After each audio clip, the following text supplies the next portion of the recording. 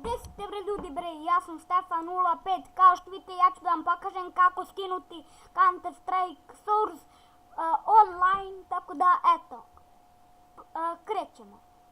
Udite na Happy Right stranicu, znači bit će dole u descriptionu šta treba skinuti i ovako će vam se otvoriti.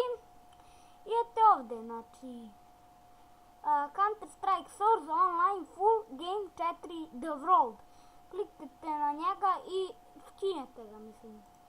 Kad vam se skine, znači idete gdje ste ga stavili, ja sam ko moj računar u novša cikla. Idete desni klik, Attract Here. I ja ću, znači, stopirati video dok mi se ne Attract Here.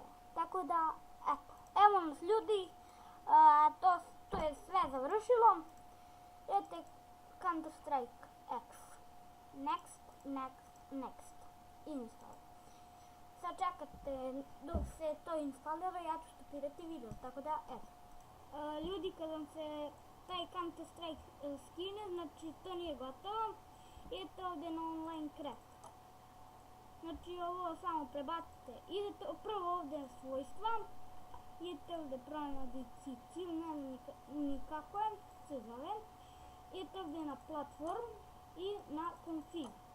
I znači samo ovaj online crack prebacite tu u config, da, i to je to. Znači, ajde da uđemo u igricu da vidimo, ali online.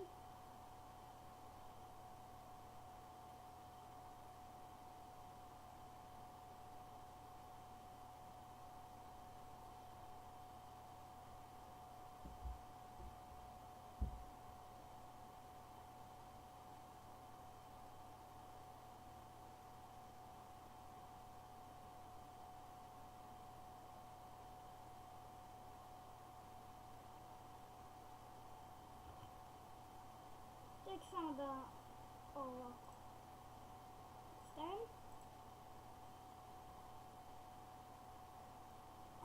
Evo vidite, uđemo na Fin server i evo vidite ljudi, imaju serveri, tako da eto, to je to za klip. Hvala vam što ste pogledali ovaj video i vidimo se vrlo uskoro. Ćao.